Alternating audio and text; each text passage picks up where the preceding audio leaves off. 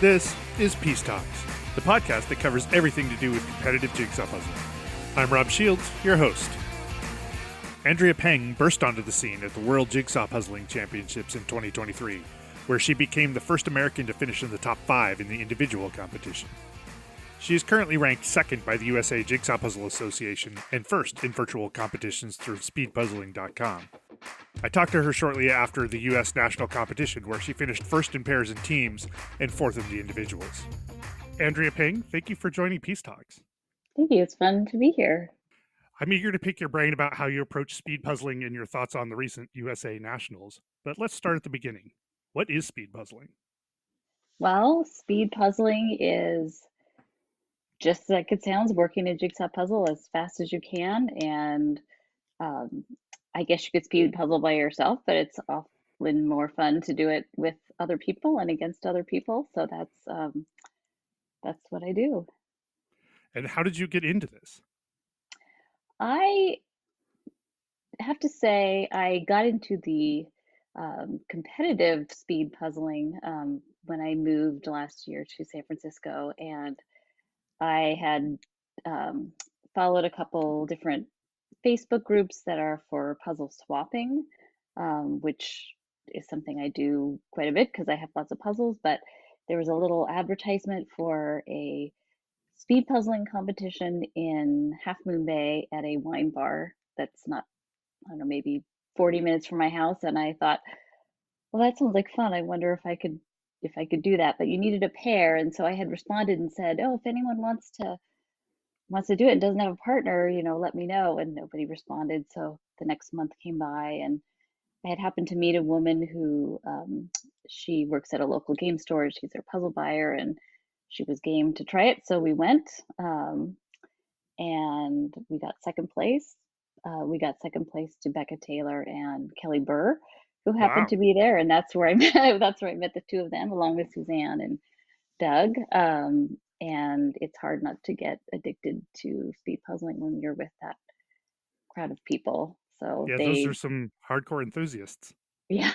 And from the very first um, conversation, they had already signed up as a team to go to Spain. They were immediately, sharing puzzles in the parking lot and swapping trading puzzles and sharing times and that kind of thing. It was a little overwhelming. I thought, oh, maybe next year I'd like to try that. But by the end of the summer, I kind of had made the decision that, oh, I could just go and try it. So I did. And Wow. So when was this? but When did you first go to this competition?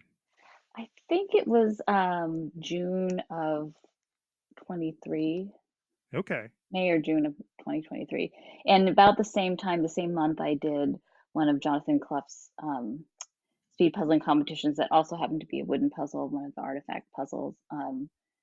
I can't remember which one I did first. That was individual, and um, I think actually that was first. I did that because when I went and met Suzanne and Becca, they had seen my name on that and knew I was from San Francisco, and were very excited to find another person in the area who was into it. And like I said, they're all so nice, and everyone was so excited to just have another person to swap puzzles with and talk about puzzles with. And so um, it kind of just exploded from there. How long have you been puzzling beforehand? Is it something your family has always done? I puzzled since I was a young child, just for fun. I think, like many people in my age bracket, we did a lot of the Springbok puzzles, and I would get one for my birthday every year and one for Christmas, and I would just kind of work it 2 or 3 times a year and rotate through the puzzles that I had because that's what you did. But I never raced. People would always say, "Oh, you're really fast at puzzles," and I'd work on a puzzle with people, and they'd easily get bored and walk away, and I would stay up till 1 o'clock in the morning because I just had to finish it. Right. So that's just about my love of puzzles. Then I think even though this wasn't super competitive, I for a while thought that I invented speed puzzling because I started encouraging my family. I think my kids were in elementary and middle school, and we would buy two of the same puzzle on Amazon or wherever we would go, and we did that on Christmas Eve or New Year's Eve or other times when we had all the family together and just wanted an activity where kids weren't on their phones or something wasn't happening. And so we would race either parents against the kids or some combination. We actually went away on a vacation to the beach once, and we brought three different sets of jigsaw puzzles, and we did them, one each night. I bought one puzzle that I thought kind of related to each kid, whether it was, so I'm trying to remember, one was some kind of rainbow thing, one was an origami thing because I had a daughter who's really into origami, and one was a Great Britain because it had Jane Austen on it. My daughter loved Jane Austen, and they were really good sports, and they will humor mom and do that. And now I think the last time we did it was on Mother's Day, which is real devotion to your mom when she says, what do you want to do for Mother's Day? It's like, let's do a puzzle competition, and we'll do that at home. So, Well, by the time this Mother's Day rolled around, they must have known what they were in for. you know, they like I said, they all like puzzles enough, and it's funny because we joke about one or two members of the family that might not be quite as fast as puzzles. One of those being my husband, and he has felt really justified in the last year saying, you gave me a hard time for being so bad at puzzles, and when I compare myself to how you guys rank, I'm probably not that bad, and we all agree. Like, I think we're all above average puzzlers. Some just maybe don't care to race like a couple of us do. So, Did you have your husband try anything that was had a time just so that you could tell him like how he fares with the rest of the world? I think unlike other people, I don't like when we raced at home, we've never timed ourselves. And I know Interesting. people have their times memorized and will say, oh, that puzzle, that's my fastest time for a 500-piece puzzle, and list off the time. To be honest, I don't remember any times from any puzzle. I think it's like I used to do a lot of trail running, and you can compare yourself on a 10K or a 5K trail run, but really you can't. They're different Hmm. styles, different pieces, different. It's just, to me, it's not really comparable, and I don't like to work the same puzzle twice, so I'm not as concerned about comparing times from puzzle to puzzle or a puzzle that I've reworked, because I just don't think it's a fair comparison when you've seen an image or even recognized pieces, because I do find that I retain a lot of information working a puzzle for the second Mm. time. By the time it's a third time, you really should be able to take quite a bit of time off, except for those Elsbeth puzzles, those mandala puzzles. I can't improve my time on. I Is don't know that how you right? felt about those, but those those I do not see. Was it any kind of surprise when you did well at your first competition? Yeah, I was pretty surprised. How many folks were at that? Well, the first one was online, and there might have been, I don't know, Mm. 60 people. I think I came in fourth. And wooden puzzles are a different kind of beast to race, I think. I don't know how many wooden puzzles you've done, but Few. Yeah, it's a different skill set, and they're gorgeous and fun, but I don't actually enjoy wooden puzzles as much as a traditional cardboard puzzle. I think, yeah, I am surprised that I was as fast as I was. But even with Jonathan's competitions, you really don't know who, it's a small subset of puzzlers in the United States. There's probably a lot more really fast puzzlers out there that just haven't been discovered or tapped into the scene. So I expect that there's going to be a lot more in the next few years as more and more people hear about it. for sure. So you're just to be clear, you're talking about Jonathan Clough's speedpuzzling.com virtual speed Yeah. puzzling competitions. How did you find out about those? I actually heard about it through Artifact Puzzles, which was the wooden puzzle competition, and they were sponsoring the event. And so I kind of came in through an advertisement I saw on Artifact, which led me to Jonathan's site, and then saw all the other competitions. And I was a little intimidated to try that. I think you just don't know what you're getting into. And after the first one, it's really um, pretty easy to do. It's no one's really watching you because everyone's got their heads down. And Tell us a little bit about how a virtual puzzle competition works.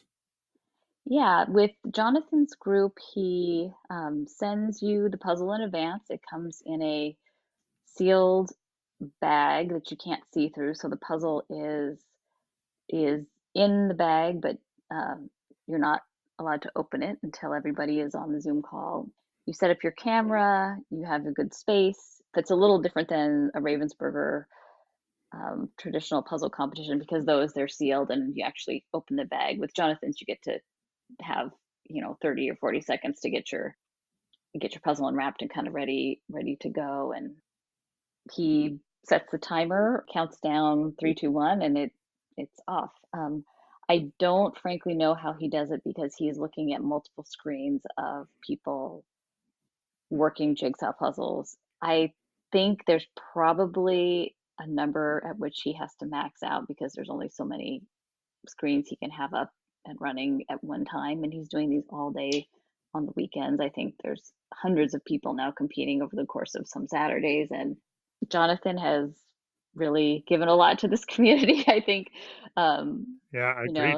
the JPA has obviously really made puzzling a huge social event and just added a lot to people learning about puzzles and the traveling puzzles. But Jonathan really takes most of the credit for getting, I think, speed puzzling started in the United States. And when you say JPA, you mean the Jigsaw Puzzle Yeah, the Association, USA. USA Jigsaw Puzzles. Yeah. And he was involved in that as well. He was involved in that originally. I think once he started doing more of the online puzzle contests, it was not not really feasible for him to do both. Um, And I think COVID was in the middle of all of that too. yeah, he probably has his hands full with what he's doing because I know he has a day job and this is a lot to manage on the side. But it's fun when we go to the competitions. So his children or kids are there; they're young adults. I've got to meet his wife, and because he unfortunately doesn't get to compete when he's running all these competitions, but he did bring some family to Minnesota for Winter Carnival, and so he was able to compete with his wife there and a couple other people, and I think he enjoys that part of it too. But that's what you give up, I guess, to run a company like that. So you did your first puzzle through Jonathan's site, and then it wasn't too long after that that you first did a pairs with Becca. Yeah, that summer, I think the group with Becca, Doug, and Suzanne were doing a bunch of different combinations of practices for Worlds, and so they invited me to come along with them. They had a partner who ended up having to drop out at the last minute, so they replaced her with someone on the East Coast, but they did some puzzle practice and I was allowed to tag along. And one day I think they each had a copy of a Paris puzzle, and so we went to 2 different rooms and pre-recorded that, and I got to do it with Becca, and we really have complementary puzzle styles and I really enjoy puzzling with her. So I prefer to do the puzzles live rather than pre-recording. I think I am a little faster when I have the added push of being on a camera and seeing who's there. That little extra burst Yeah. of adrenaline. Yeah. Are you a competitive person in general, or did puzzling bring something new out in you?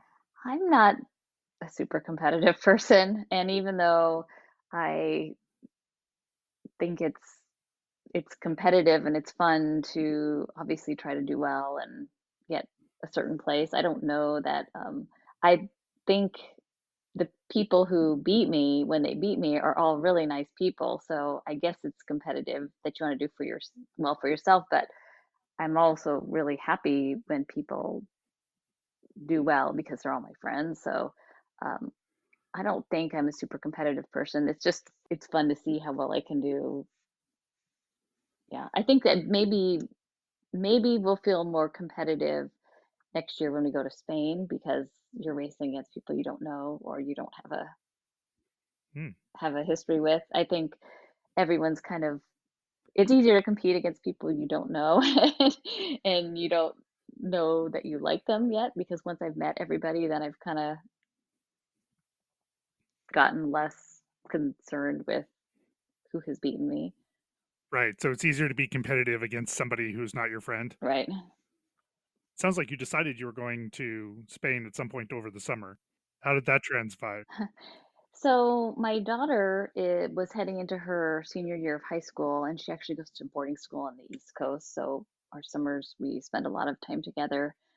She had a an injury in the spring. She actually broke her hip um, training for a marathon that she was going to run, and so she was tied up and not able to do a lot over the summer. She was on crutches and kind of recovering and having to lay low. And I wouldn't call her a competitive person, but she's a very, I don't know, she likes a challenge. She likes to improve. She likes to try new things. And so she started puzzling a little bit over the summer. She went to one of the wooden puzzle competitions with me, and I think I one time I got an extra copy of one of Jonathan's puzzles so that she could do it.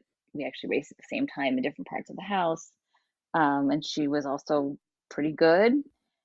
And so I think it was in July or maybe even beginning of August, she said, if I could get out of school, could I go with you? Why don't we go? And I said, oh, I didn't really need to be tempted that hard, but we figured out how she could get out of school for a week, which wasn't super easy. She did miss quite a bit, but once I knew I had her as a partner, because it's a long trip. It's not really worth it to just do one event. So we had a pair. We thought we could maybe find someone to partner with, and we did. So that ended up being just a whirlwind. We were competing. I think one day it was 3 times a day, and we maximized as much as we could, and it was a great time. Yeah, because you each did the individuals, and then you did the pairs together, and then you did the teams. Yes. And a lot of those are relatively back-to-back sort of competitions, Yeah. especially if you qualifier and then you move on to another qualifier.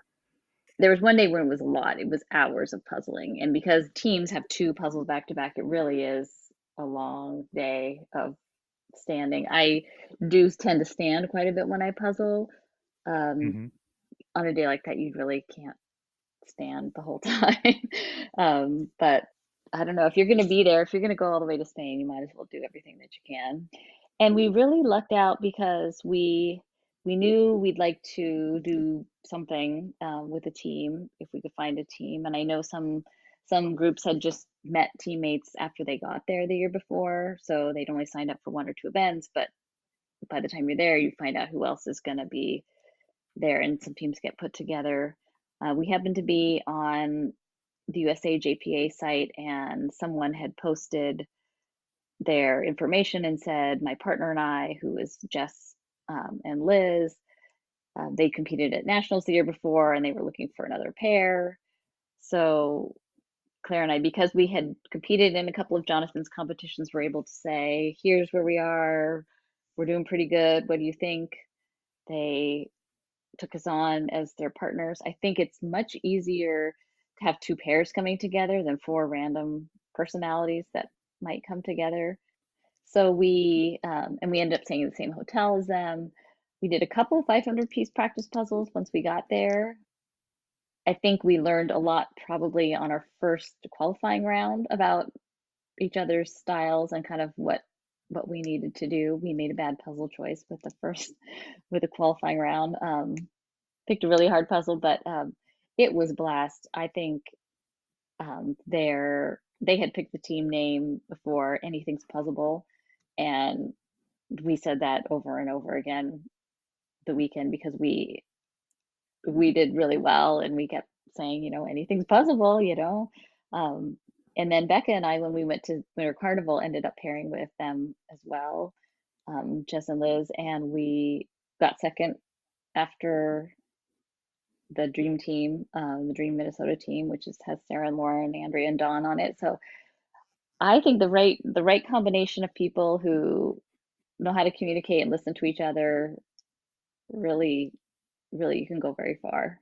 I'm surprised by how many teams come just self-assemble when I feel like there's a lot of learning to be done as a team to do a good job. How does that work for you? Yeah, I think that I've learned enough with certain teams that you really, there are, especially in the beginning, roles that each person needs to play. So there's, to me, in my experience, there's never a time when it doesn't make sense for all four people to be flipping at the same time and to sort out the edges, because with with that many pieces and that many people, you can't all gravitate towards the center of the puzzle. So one person needs to do the edge, um, and that's critical.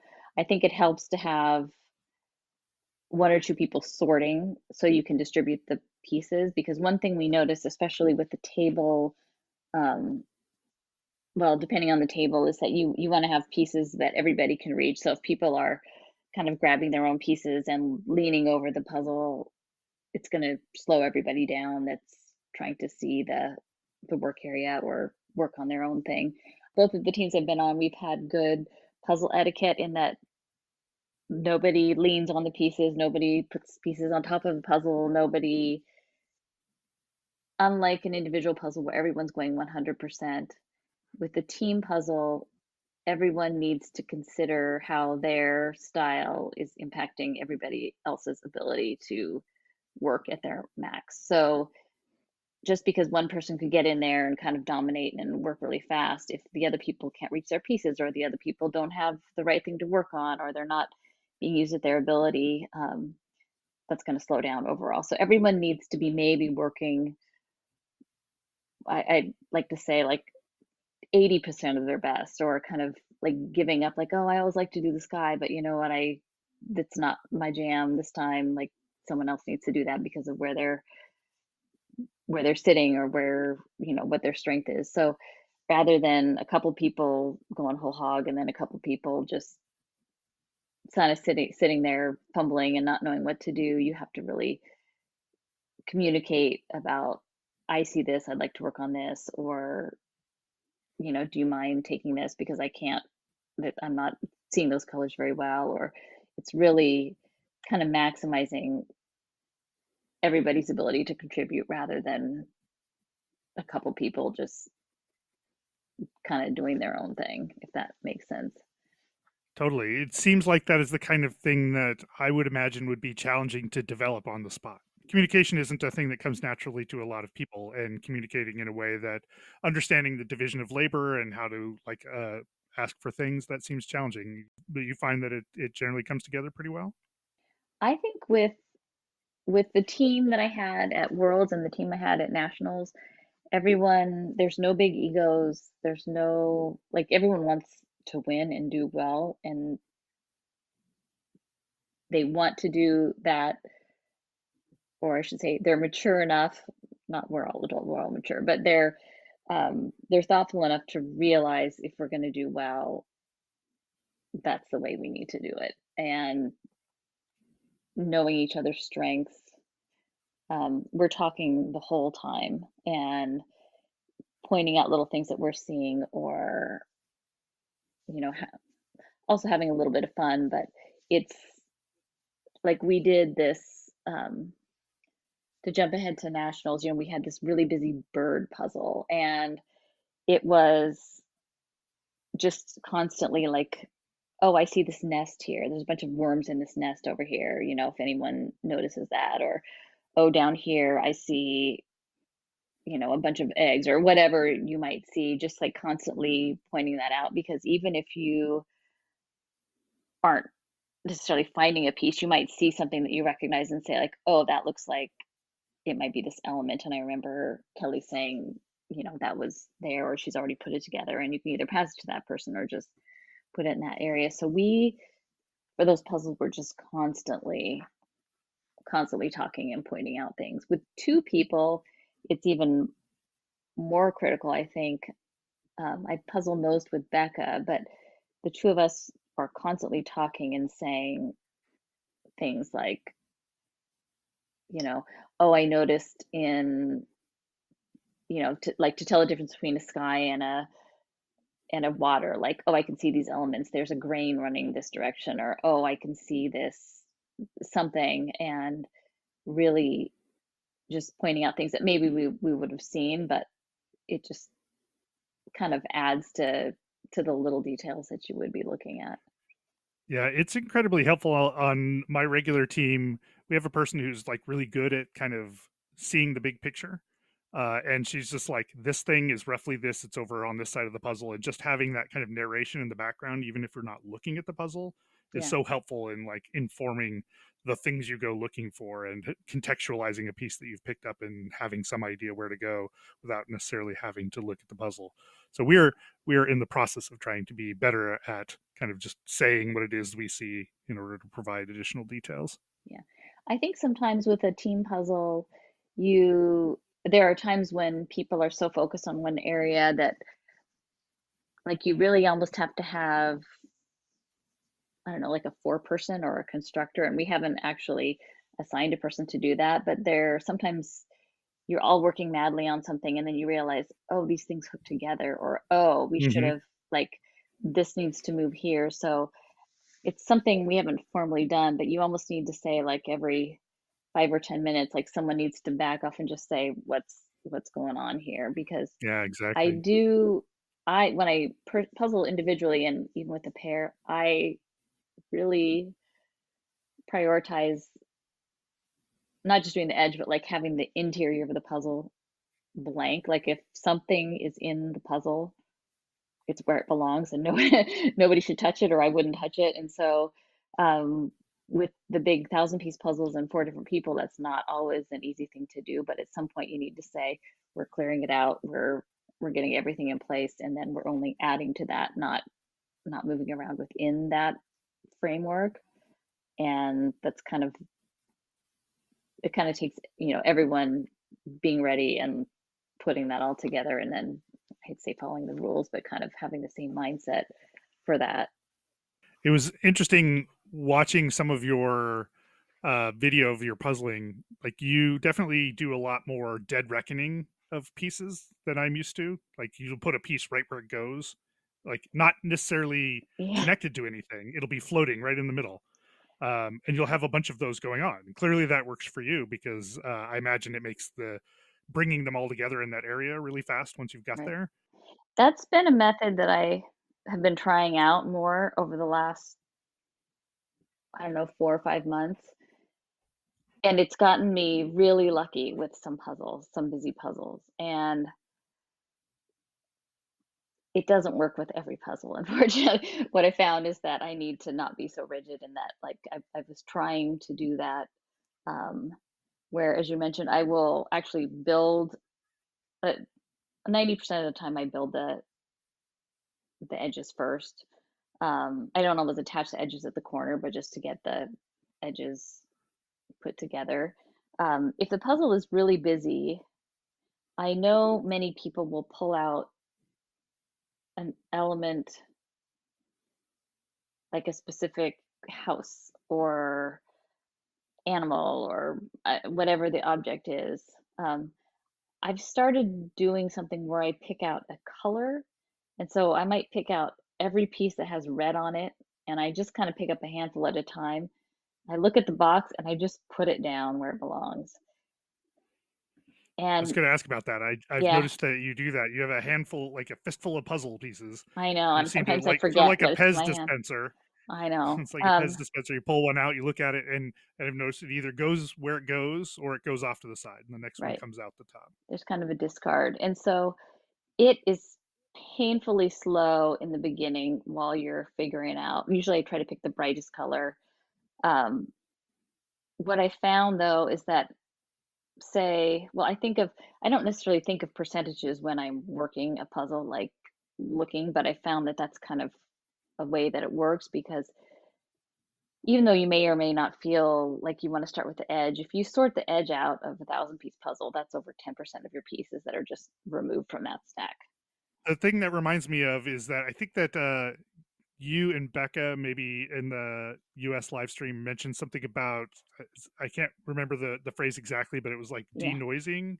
Yeah, she says Um, reducing the noise. I agree with that, but so I find that if I sort the edge out, that's over 10% of your puzzle just removed. yep.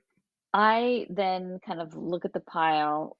I don't necessarily think about this, but I tend to want to pick out a color that probably might remove, like, if you pick out too small of a color, it's going to be difficult to find all the pieces and there won't be a lot to put together. If you pick out like a color that encompasses half of the puzzle, that's going to be pointless too. But I kind of try to focus on something that's going to get another comfortable selection of things out. So that might be, like I said, maybe it's a color that, like, oh, there's part of a red house, there's some red people, there's some red things here, and I find where they go, I look at it, and I just plop it down where it goes. And once you get a few things in place, you can start to assemble those kind of as a little mini puzzle.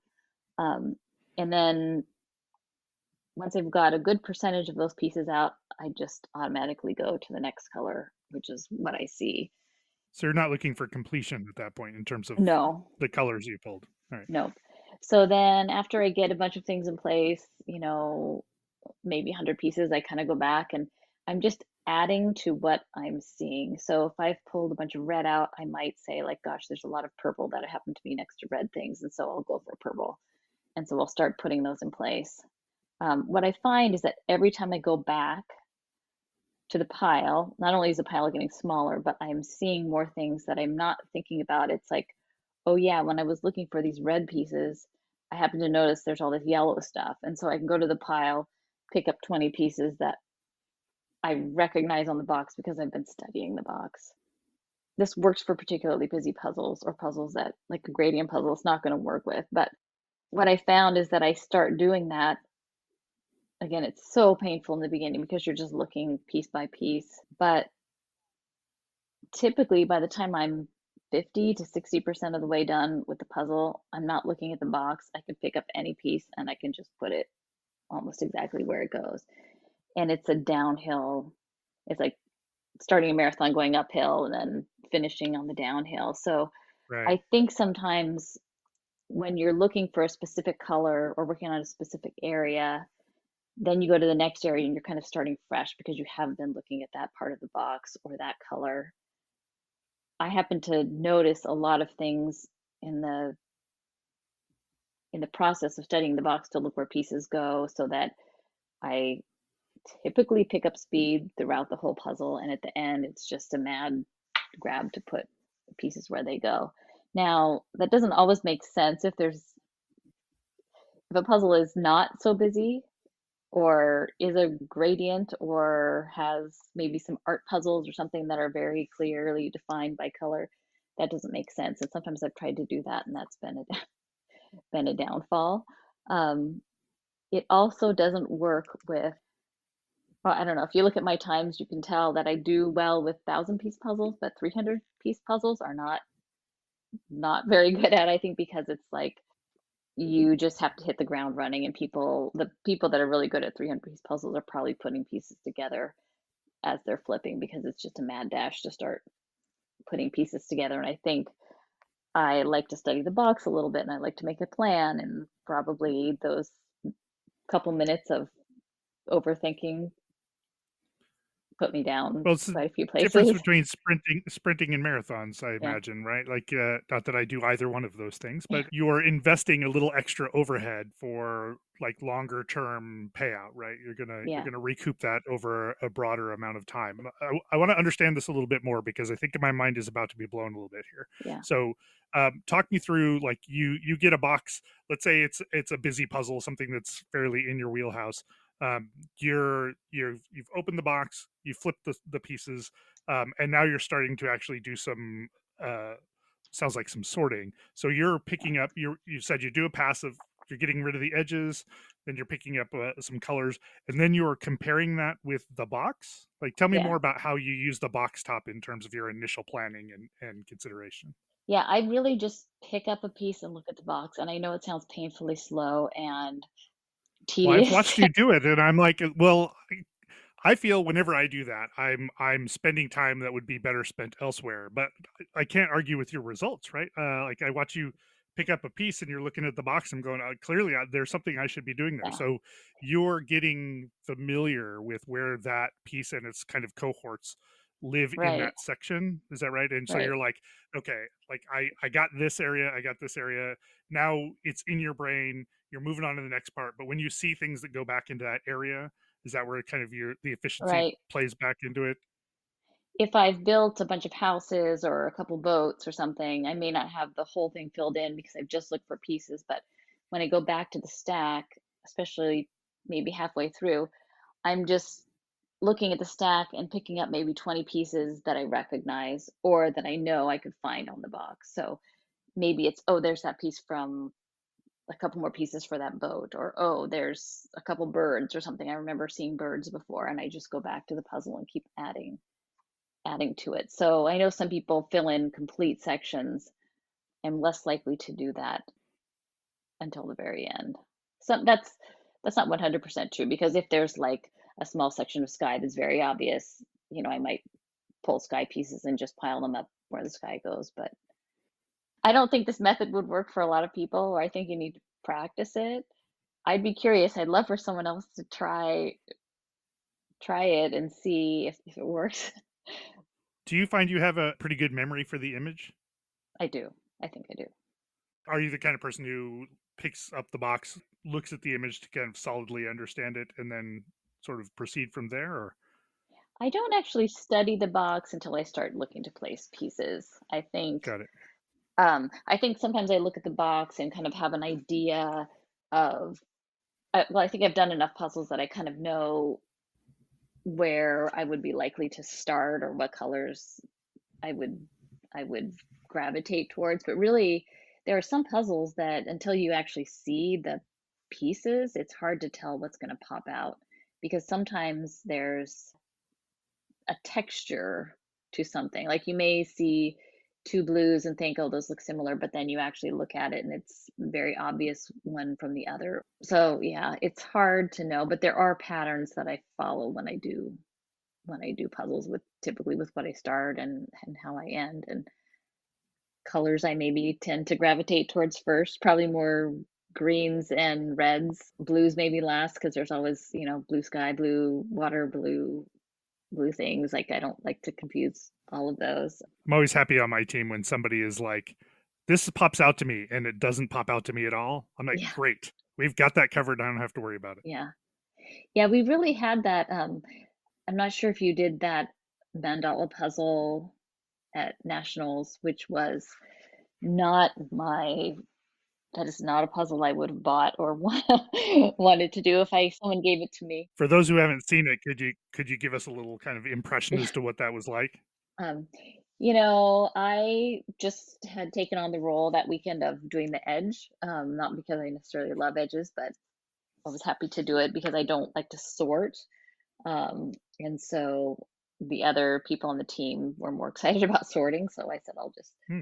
I'll just do the edge. So it You was don't hear interesting people because sorted excited about sorting very often. yeah, Becca had seen there were a bunch of like the center areas were really small compact dots, and they had some of them had the constellation in them, some of them were just centers, and she immediately was drawn to that. And I didn't see that very well. She was saying, I see this," and I could kind of see it, but she was just taking off, like pulling out these piles of these little dots, and I was glad that she was doing that. That was great. I think someone else there was some yellow. Maybe Kelly Walter had built a huge section of yellow.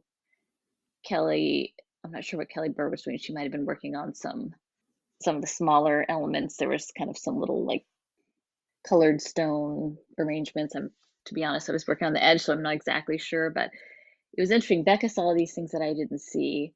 And then towards the end, once I was working in the body of the puzzle, it jumped out to me that there were a bunch of bullseyes. Like I don't know if you notice that when you look at hers, but sometimes it's almost like you'll just see something. And I happened to notice that there were white bullseyes only in two of the large sections that were on opposite corners. And as soon as I saw that, it was like, oh my gosh, I could just like go there, grab a handful of pieces, and I immediately could tell which one they belonged in and just started putting them in. And I remember Becca saying, I don't see that. I don't see that. And it was kind of funny because it's like I didn't see what she was seeing, and then she didn't see what I was seeing. But we both were going like gangbusters on the part that we were working at. So that was maybe just a lucky accident that, we both had different skills there. But I think it's more luck than anything else. But it's interesting. But sometimes if you point that stuff out too, which is that, oh, if you're looking at this, there's actually a white line that goes around the center of that mandala. And then someone else might recognize, like, oh, yeah, there is a small pattern, and we can actually pull out the pieces that have that pattern and build this circle, and then everything else that goes in around it. Did you happen to do her 500 piece mandala puzzle with the flowers and the rocks? I I don't think a believe lot of so, no. people had practiced that Mm-mm. puzzle, and it was interesting because there were four large section, well, not large, but four pretty equal sections, kind of a yellow, a green, and some kind of purpley, pinkish colors. And they had some flowers and they had some stones. And the first time I did it with Kelly Walter, and I don't know, we kind of fumbled around. I decided to do it one more time by myself, and I realized that the sections were all separated by a white line through the center of the puzzle. And so the first thing I did was pull out the white line, and it made so much sense because it was a large portion of the puzzle, and you were able to pull out a piece that had a white line on it, see that it was green on one side and pink on the other side, and immediately you could just put it right where it belonged. And by Right. the time you built that, again, kind of thinking about percentages of like the edge, like that took out probably another 10 to 20% of the puzzle pieces.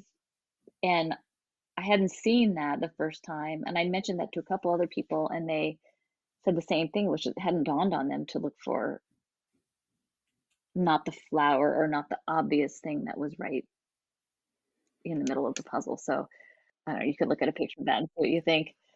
Valcoit said on the live stream that, which resonated with me, is like there are times where you just aren't seeing a thing until you've looked at it long enough, and then suddenly you see it, and then you can see it everywhere. Right? It's like Yeah.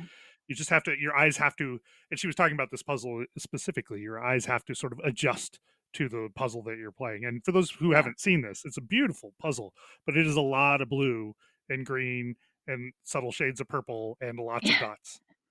Yeah, you really have to look at the configuration of dots because all of a sudden you can see something like there's so many layers, like you're looking, it all seems very similar, but then you might realize, oh, only this mandala has a dark blue bullseye in this part, and then you can go to the pieces and say, I can pick out dark blue bullseyes and put them where they belong, or some other little thing that isn't really obvious until you get down to I don't know what it is that all of a sudden makes it pop out to you. But I find that the fast puzzlers see that pretty easily, or something comes to them pretty easily.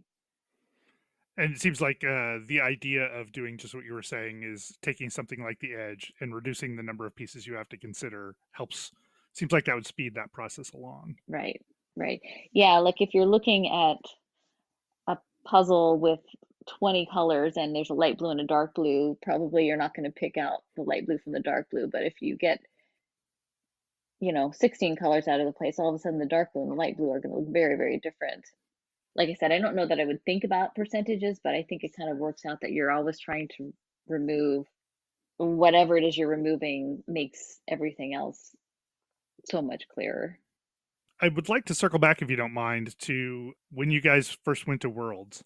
You'd done some online puzzling, a fair amount of online puzzling. You met some friends. You decided to go sort of together off to Worlds, but it was the first large scale event that you had been to.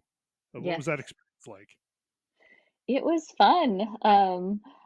I think all of us, we looking back, we kind of laugh a little bit now because most people were there for the first time, and it's really gorgeous, and there's lots of people there, and we all kept saying, I just want to make it through the night. I just don't want to embarrass myself. I just want to make it to the qualifying round. And part of it was, I think this year they're going to give you all the puzzles no matter what, but last year, if you didn't finish, you didn't get the next puzzle. And so it was like, Mm. oh, I want to take home all the all the puzzles. So we had no idea what to expect. And like I said, we didn't want to make it to the next event.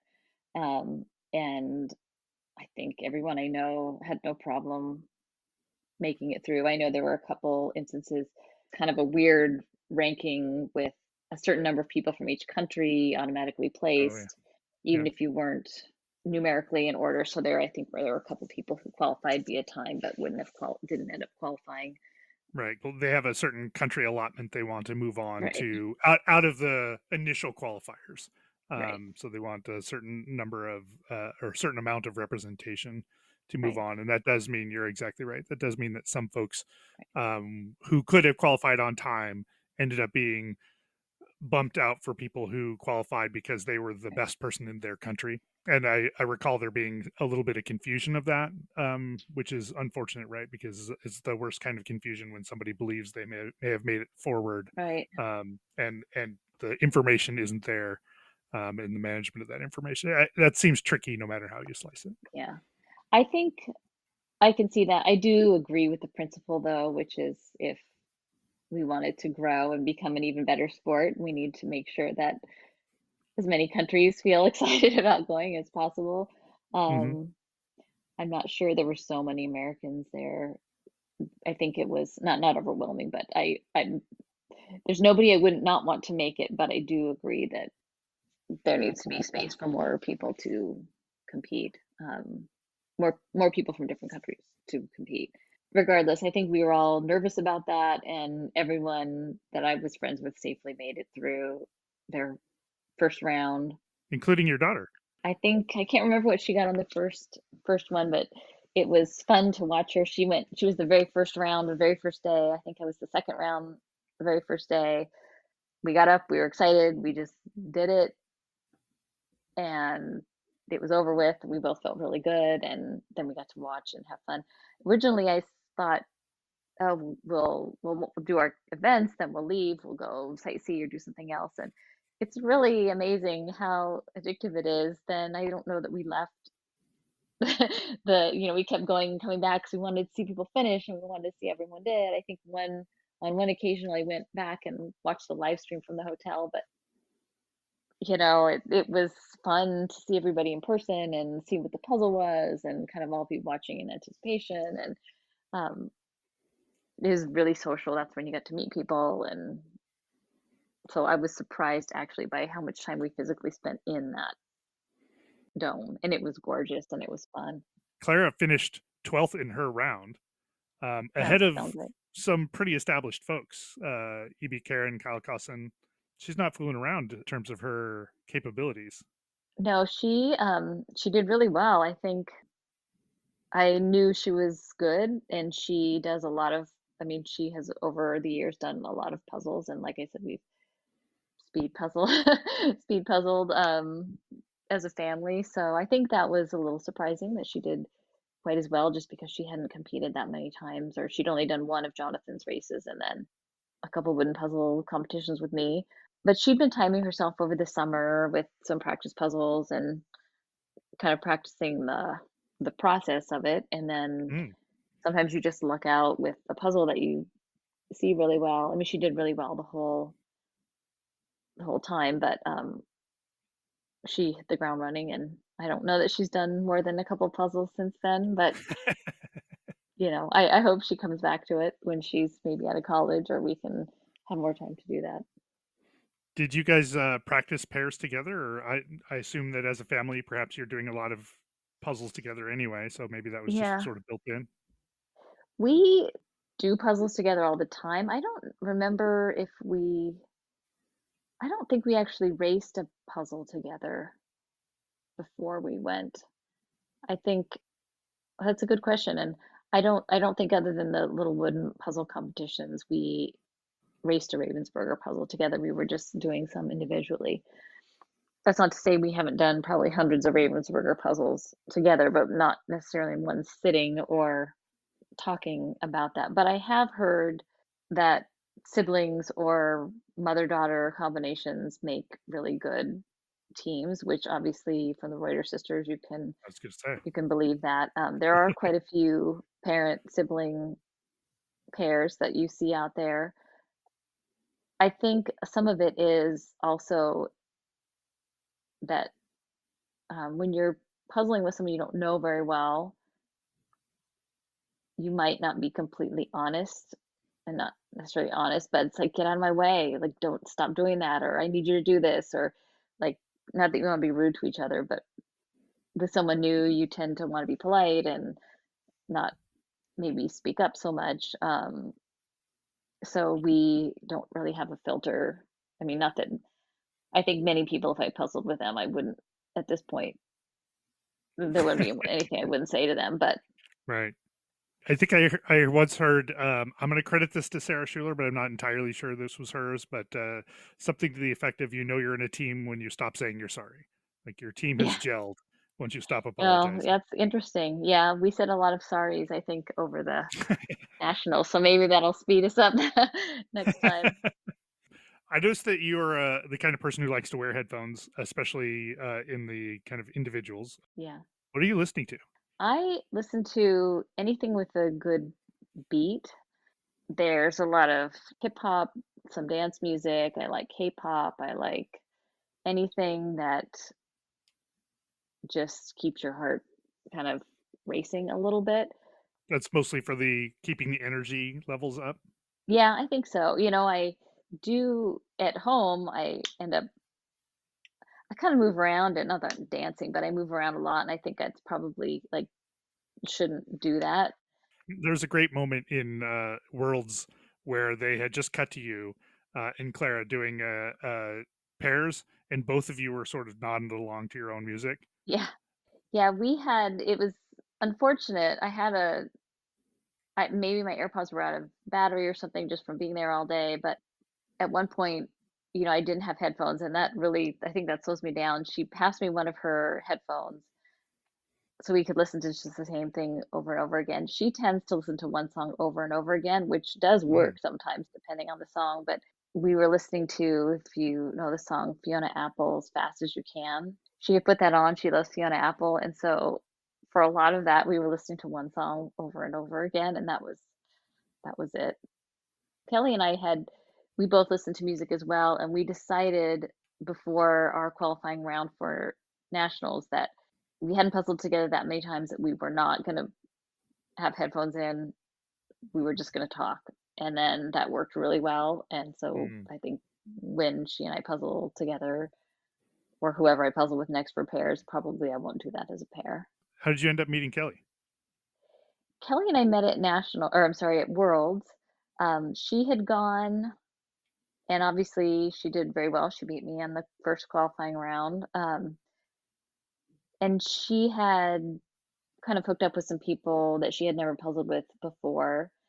And we got to talking the very last day. I think we all went out to dinner or lunch after the award ceremony. And because there was a California team that had puzzled together and was going to puzzle together again, I said, "Well, should we pair it for nationals?" And she looked at me and said, "Yeah, let's do it." And so we texted each other, and we had her sister lives in San Francisco, so she came up one weekend about a month before, and we practiced as a quad and a pair. She's in Arizona. And I think we both admit, like, it didn't go as well as we were hoping in person. And if she listens to this, she'll kind of joke. She has a habit of, or had a habit of putting pieces on top of the puzzle that she can see. And that's my huge pet peeve. So we joke about, like, just stop doing that, stop doing that. But I think just even puzzling together a couple times and knowing each other's strengths and just kind of deciding, like I said, something that I love doing the edge, but kind of knowing like this is how we're always going to start. She'll start sorting. She is more of a sorter than I do. So while I'm working the edge, she's sorting and she's saying, like, I found this thing. I'm going to pile these here. I build the edge. We keep the interior pretty blank, but she's piling the pieces where that element goes. So if it's a greenhouse, I'm building the edge. She's sorting green, but she's sorting the green to the spot in the middle of that frame of Interesting. where that's going to go. So you're focused on assembling inside of the puzzle rather than doing things outside the puzzle and bringing them in, or is that just Kelly's particular approach? That's been both of our approach because we would rather have the pieces piled up on the side than in the interior. And I think, the Nationals tables were really small, and so we didn't use sorting trays. Neither of us had used sorting trays really before. So it made more sense. We really wanted to keep the interior clean, so that was where it worked. Was I think with that puzzle there was, for example, a blue Easter egg kind of down at the bottom, so it was easy to just like pop all those blue pieces there or other things in there because then you're maximizing. Well, maybe I know people are really good with sorting trays and have a method for that, but we felt like because we hadn't practiced with that, that I was afraid we would either not be able to access pieces or I know it sounds silly, but like knock over a puzzle tray or where do you put it? Do you put it on the floor? Do you put it on the chair? Do you have to stand up? Like there were things that don't seem that complicated to think through, but we are both okay with the method we did and so decided not to really mess with. We used trays on that competition for the first time, and I was constantly worried that a judge or a cameraman would come by and bump a tray. So Yeah, there's some overhead even if you've got full control over everything. can you imagine? I was really impressed though, you guys, as you said, at nationals in the pairs finals, you shared a table. They were shooting for maximum number of participants, so they took their Yeah. space and they said, you know what, we're gonna confine the space, and they doubled the number of pieces from the preliminary, so we went from 500 to 1,000. So space management became what seemed like a critical issue, and I was really impressed with the way that you guys handled that. You started off with the puzzle sideways, and then were able to keep the pieces in a clean way on the table in a way that I'm not sure I could even quite fathom. So a fair amount of that was pre-planned in advance, or was that heavily planned? How much did you know what you were going to do in terms of space management? Yeah, the night before we had done a practice puzzle to just see, um, and we went down to that room and we saw, like, we got one of those white poster boards and stuck it there because we wanted to see if we worked the puzzle sideways, how much would it hang over?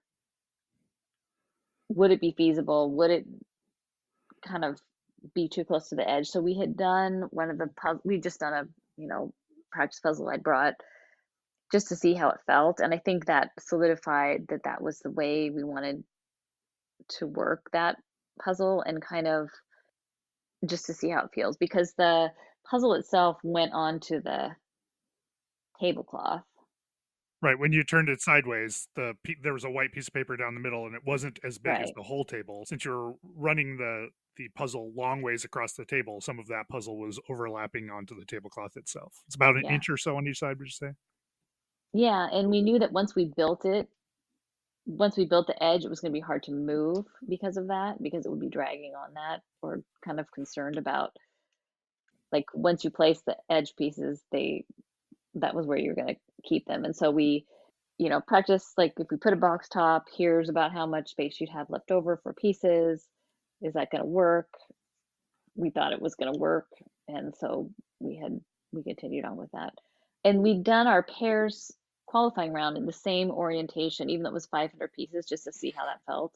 Mm-hmm. And that worked because then kind of at the end, we could both stand kind of corner to corner and be able to see. I'm lucky because both Kelly and Becca seem to enjoy, that's the right word, working a puzzle upside down or sideways. They find that fine. And I think because of studying the box, I focus a lot consciously or unconsciously on orientation of pieces. So when I pick up a piece, I look at it and I think like many fast puzzlers do, I can automatically tell like, oh, the leaves are this direction or the shadow is this direction Mm-hmm. or the if it's a brick area there might be an angle to something like I immediately look at a piece and I can flip it many times in the correct orientation and so I think because I'm thinking like that I struggle to work a puzzle anyway other than right side up so it kind of works I think towards the end for both of us be coming at it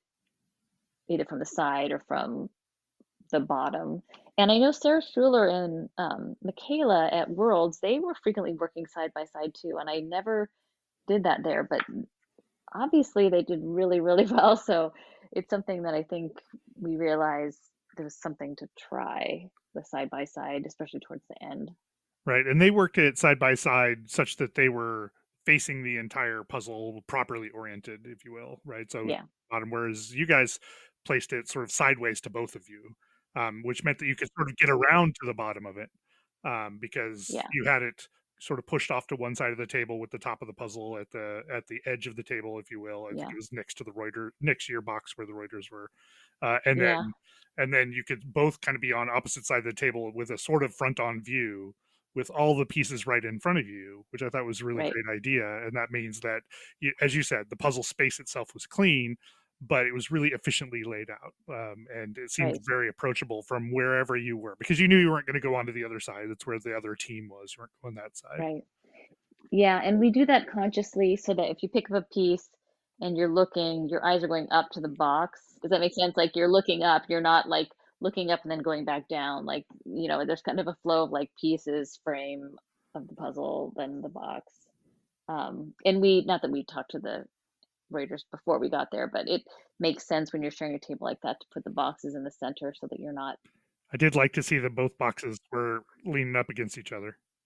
yeah, what a disaster if you like mixed up a piece or something. I don't know if that's ever happened, but that would be a disaster. I know sometimes puzzle pieces are on the floor and you don't know whose puzzle it belongs to, so you really can't pick it up until the end.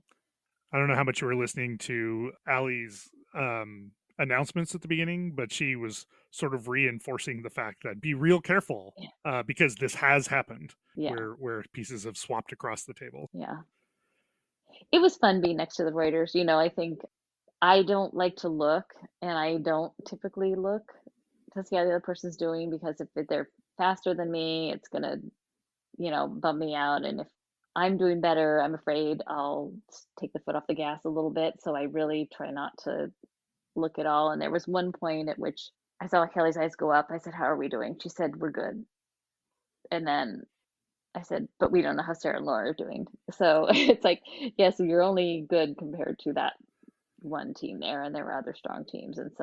And interestingly enough, Sarah and Lauren were second. So again, not that you would have slowed down because by then you're pretty close to the end, but You'd mentioned earlier that you do an investment, especially in larger puzzles, in the early stages that pays off at the end, right? You're spending some time getting oriented and acclimated in such a way that as the puzzle sort of comes to its close, you're much more able to put things together. And everybody experiences that moment in regular puzzling where like the gears shift right at the end and everything starts just kind of falling into place.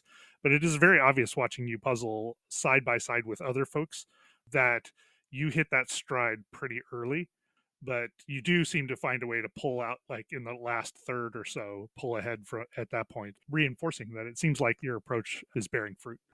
yeah, I could get some other people to try it. I guess I could see how that works. I would be curious. I'd love to work with somebody who's kind of new to speed puzzling and see if they wanted to pair with me or, if I could teach them anything. Do you think that a good speed puzzler can be trained up to be world class? I don't know. I think the people that you typically see in the top 20, 30 JPAR ratings probably it's going to be hard for someone brand new to get in there. But if someone's a strong puzzler, I think there are things that they might figure out over time after puzzling, but I think that you could increase someone's chance of getting faster quicker by pointing out some things and some strategies. But it's difficult to explain, and you almost have to do a few puzzles with people and kind of point out the things that we're seeing or to know each puzzle style because like I said, there was that puzzle where there was those white dividing lines, and I think some people that's probably the first thing they saw. But I think most people that might not have been what they saw. Or I think I think there's just time and kind of looking at other people's strategies and then trying that to see if that strategy might work for you. I remember one time there was a puzzle and Sarah Schuler had beat me. She'd come in first. I think I'd come in second, and she beat me by a couple minutes. It wasn't close, and she happened to have pre-recorded it, so she sent me her video. And I thought, like, what is she doing that I could use? And I watched her video for about 10 minutes. I was like, oh, no, thank you. Like, I'm not doing it that way. Because she had, like, I put all my pieces on one side and I piled them up, and she'd fanned her pieces around the puzzle, Hmm. and I was like, no, like, I don't do it that way. Like, she'd done a little different sort. And I mean, it worked for her, obviously, because she beat me very healthily, but I wasn't going to learn anything from watching her because that's just not going to work for me. So maybe over time you could try some other method and figure it out. But I think most people probably at this point have gravitated towards the method that works best for them. It is one of the things that I enjoy about speed puzzling is watching people with very different approaches have similar amounts of success. Like it Yeah. is one of those things that the optimal path to success hasn't fully been figured out yet, and maybe it will always be a per individual basis. But watching people just do very different things and end up in roughly the same places, it's great to know that there are lots of ways to work a puzzle successfully. Yeah. And even to know whether a puzzle makes sense to do the edge first or not. I mean, most people do. Do you have a rule of thumb for that? I always sort the edge out unless if it was like a pure rainbow or something where really you were going to be sorting that. But I do always sort the edge, and probably 90% of the time I do the edge first. It also gives me time to kind of think and study the box a little bit. Interesting. So it's not time wasted if you're kind of, because again, when I look at the pieces, I kind of am putting a few colors together, but then I'm looking at the box to see, like, is it top, bottom, right, or left? And then I'm kind of putting the edge pieces in that area, and then um, that's the start of kind of learning the configuration, if that makes sense. Yeah, totally. So you're assembling the edge as a way of sort of orienting the puzzle and becoming familiar with it, as opposed to just A little bit. putting colors next to Yeah, each other. You're yeah, referencing that back to the original puzzle. yeah. Now, if there's a section like a bunch of dark green leaves or something, I might build 60% of the puzzle and then just pile the bits that are, too muddy, and just kind of leave them where they belong, but not as fully assemble them. What do you do when you get to the end with a? Assume that even great puzzlers end up with the last bits that are sort of the hard ones, like the bunches of leaves that don't obviously go into a single place. Do you have a strategy for tackling those, or is it more of the same plus a little extra, just trying in random places? Yeah, if I get to a section that is um, like one big hole and it's all dark ocean or forest or something like that, and I know there's different kind of maybe numbers that people have in their heads for a cutoff, but I am a firm believer in shape sorting, um, which is to say, does it have 3 outs in one in or 4 ins or whatever it is, and kind of, I don't line them up necessarily in an orientation, but piling them next to each other, because I think, and we've said, there's kind of a comment that I've heard a few people say, I've said it myself, um, which is, as soon as you start thinking about, is it time to shape sort, it's probably time to shape sort, because if you're thinking about that, you're not putting in pieces and you're just struggling to find something to do. So it is, again, a little investment of time, but if you have enough pieces, Ravensburger puzzles are good because there's no false fits. So if you shape sort and you're looking for holes or working along the edge, and you say, like, automatically it's got two in sections, so you're only looking for that piece in half of the pieces that you have left, as opposed to like a big muddy section of, I don't know, you've kind of like eliminated what piles you're looking for. Um, and I'm a big fan of shape sorting. Maybe if you have 40 or more pieces, 50 pieces, it would make sense to do it. I don't use a sorting tray, but one thing that I had been practicing is, I have a very small sorting tray, which is like 6 by 6 maybe. And if I have a section that is um, that I'm working on is I put all the, like I can sort shape kind of into corners on this tray, and then that can move around on top of the puzzle. It's difficult with a big puzzle to have your pieces, maybe some distance. So if I can get the pieces right there and right next to that section that I'm working on, I can just pull right off of that and put them into place. I feel like I saw that in the teams competition, maybe where a lot of pieces came together on a pretty small thing. Maybe I'm not remembering. Yeah, I called it my emotional support tray, which was there. Even if I wasn't going to use it, I wanted it with me. So I think we used it once, but I felt better having it there. And I have used it, when I practice at home, which is just like if you want to put pieces on top of the puzzle to pull quickly, or because there's multiple people working, you don't want the puzzle pieces on one side so that Mhm. people can't reach them. Um, you can kind of put that in the middle.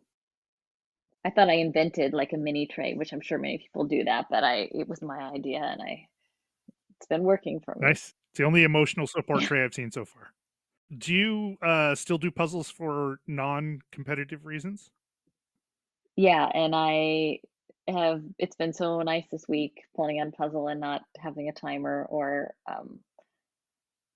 having it be a Ravensburger puzzle.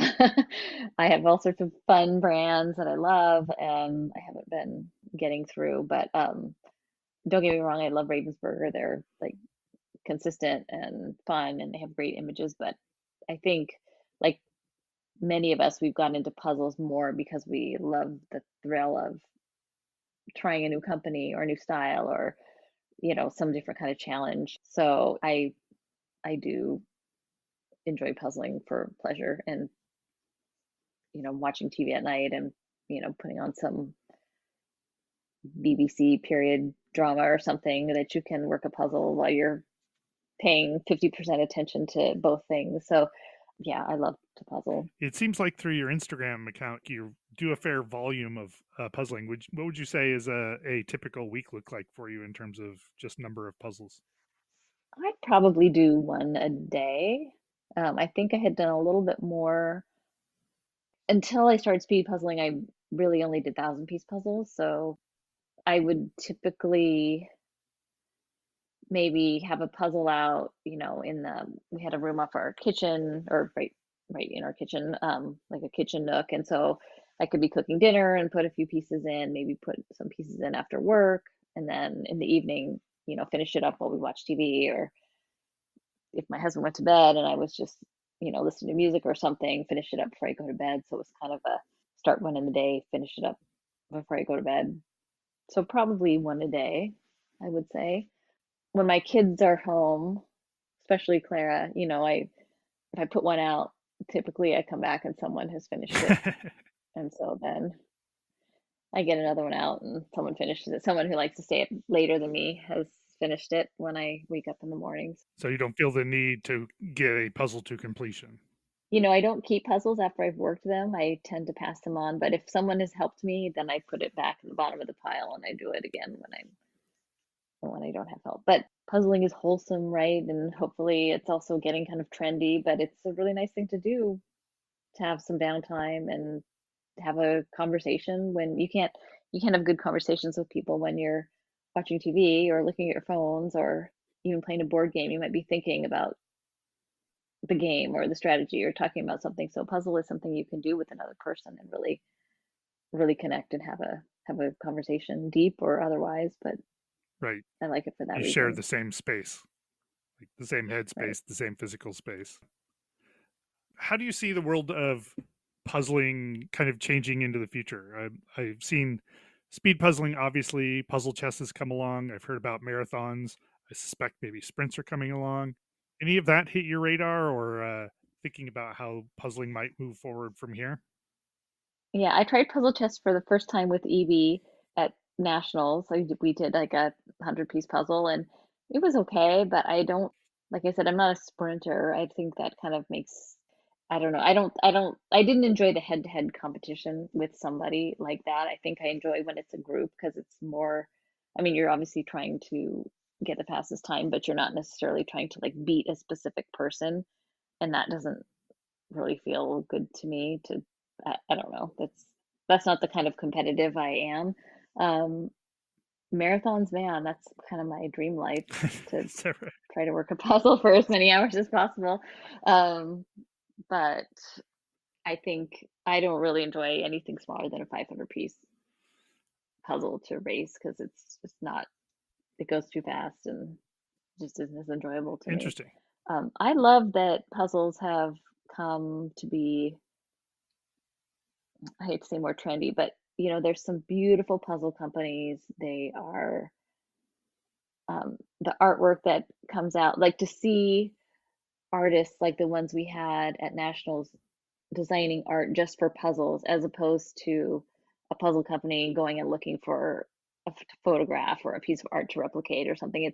It's really great to see that art is being designed just for that, because we all know that not all art translates into a good puzzle, or not all photographs are going to make a very interesting puzzle, but to have someone designing that with puzzling in mind is a really great, I think, addition to that. And um, I love to I've spent too much money buying things off Kickstarter or little, companies, because I want to support that and I love that. And um, it's great to see new brands and new companies that have, messages or stories that they want to tell. And um, I I think that's fun. And then I've met so many people that, we mail puzzles back and forth to each other or go to swaps or, try a puzzle. I think Becca and I drove to San Diego, and in the car happened to be probably a dozen or more puzzles just for Yvonne, because, to send her a picture and say, have you done these yet? Or, do you want these when we're done with them? And kind of pass them around. And I don't necessarily keep track of the times, but it's kind of fun to compare time or, share a puzzle, because, I also got back some from other people when I was there too. And it's more fun to swap a puzzle than do the same puzzle over and over again. Have you noticed a change in the level of competition over the last year? As you said, puzzling has been getting more trendy, or more people are finding it. I noticed that when the World or USA Jigsaw Puzzle Association put out some TikTok and Instagram things, Yeah, they've been getting a lot of uptake. Do you right. see who is joining, changing? Do you see the level of competition improving? And is it improving primarily because folks internally are getting better, or new folks are entering? Or I think it's a combination. Obviously, we had a brand new superstar show up in San Diego, and Alice is Alice Rowe? quite remarkable. Yeah. She's going to be hard, I think, for anyone to beat, because I think she's still probably on a increasing trajectory, given that this was her first kind of in-person competition like this. I think it's a combination. I think people are improving and learning new things, and then more people are joining. But what I really liked about nationals and even Jonathan's competitions is that there are people who rank all over the place, and they still keep coming back. It's not like they did the competition and they got in 50th percentile and then just gave it up. Like, I don't know, they like doing it and it's fun and there's friends there and they're going to keep coming back and trying to do a little bit better. And it's still exciting to get a little bit higher place or a little bit faster time. And I think it's just going to continue to grow as more and more people get out there and more people find, Karen puzzles online or other influencers or other people that are making it, more well known. I think the most difficult thing is going to be, how does the organization, the USA JPA, handle all the increase in people that want to join and compete in these competitions. I think Jonathan has been selling out of competitions, and even I know he's adding more and more regional competitions. I think there used to be three or four or maybe five, and this year they're adding Washington State and Washington DC and Arizona, and so he's able to grow with that. But you probably know that nationals sold out in a matter of hours or days, and Yeah. there were so many people that would like to participate. So how does how do they all get accommodated? Because it was it was great, and I met some great people. I'd love to meet more great people that are super into puzzles. One thing that I had heard said was, unlike other countries' competitions, where it's just a puzzle competition, that nationals this year was more of a puzzle convention, and they had so many things, so many sponsors, so many events, so much social puzzling that it was unlike any other country had had, and that's largely in part to the board and all their ideas and the volunteers that put that together. But it really created a community that I had never seen before, of people that just love what they do or just love puzzles. So um, I hope to see it grow, and maybe that is, yeah. I guess I'm not really sure how does it get bigger? How many more people can you fit into a room? How many? Well, I heard somebody on the USA GAPA board say bigger venue next time. I mean, I guess you can have more qualifying rounds, but then like Spain is adding an extra day this year. It just makes it more difficult because then you have to take more time Yeah. off and you spend more time waiting around. So there's that. Do you think that regional qualifiers will become required to go to nationals? I hope not, but I wonder if maybe there needs to be, I don't say more spots reserved, but I guess do you want to reserve spots, say, for the top 25 JPAR members or something just to make sure that, I think most of those people knew to register the very first day and to be online, but yeah, I don't really know what the right answer is to that. I know in Spain, I think when I registered myself a month or 6 weeks ago, there were already more people registered this year than had even participated last year. Wow.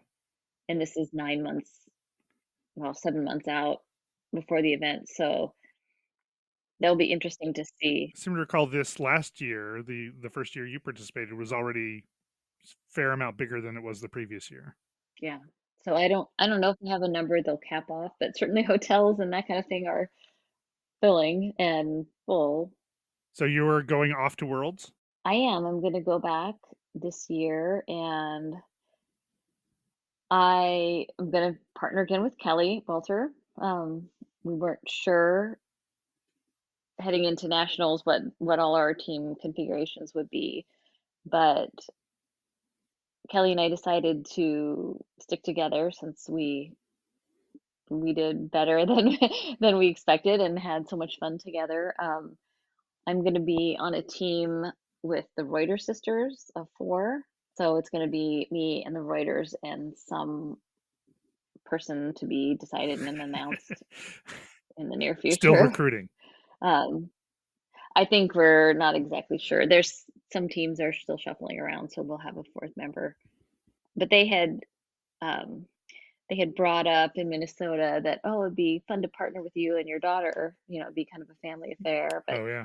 since Clara is starting college next year, she won't be able to make it. So they still agreed to take me without her, and we're gonna round it out with another equally amazing person. That'll be fun. I'm looking forward to it. That's awesome. I'm looking forward to seeing how that works for you guys. I'm looking forward to cheering from the Yeah. sides. You were saying quite a bit earlier that you were thinking that in at Worlds you would kind of go out and you ended up just kind of staying in with the community. Um, we did that same thing in San Francisco or San Diego, where we thought we were going to go out the final day because we didn't qualify for the events on the final day, which is fine. And we just got so caught up in the competition. Like we were watching it, we were watching the individual finals and the pairs finals, and it was close and it was fun and it was engaging. And my wife was like, "I can't imagine what would have happened if we'd have gone out. This is so much more fun." I can't it's funny, people talk about like I've suggested to people to watch the live stream, or I don't like post a lot on social media about like when to watch me and that kind of thing, but there are enough friends that I've said, oh, well, here's the live stream if you want to watch it, or you can watch it pre-recorded. And more people than not start watching it and really can't turn away. Right? And they end up watching the whole thing or watching it more than once. Or it is funny. It's like, I think, I don't know how many years ago when they started putting the spelling bee on ESPN. and you wouldn't think a spelling bee would be that exciting. Yet I can remember watching the spelling bee and thinking it was really fun. So maybe that's what needs to happen next is ESPN needs to start carrying the puzzle competitions and we'll get a little more I mean, credibility I there. would not be surprised. I want to end us off here with a couple of quick questions. Give me kind of your first words, thoughts on each of these things. Gradients, patterns, or fur? Patterns, Illustration or photo? illustration, Jumble or landscape? jumble, Round or square? square, Wood or cardboard? cardboard, Individuals, pairs, or teams? pairs, Ribbon cut or random cut? random, 300, 500, or 1,000? 1,000, no question. What's your current favorite brand? New York Puzzle Company, probably. Do you have a favorite puzzle you've ever done? That's a good question. I don't know how to say. I have a handful of favorite puzzles, but that kind of changes, and I think I just like every puzzle as I do it.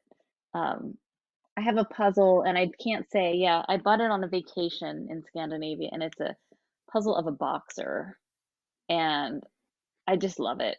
I can't say the name of the brand because I can't pronounce it, but I've held on to it and worked it a couple times, and um, I just find it so unique and fun. But I think I especially like holiday puzzles. I've always loved a theme like that, so I really enjoy Christmas puzzles.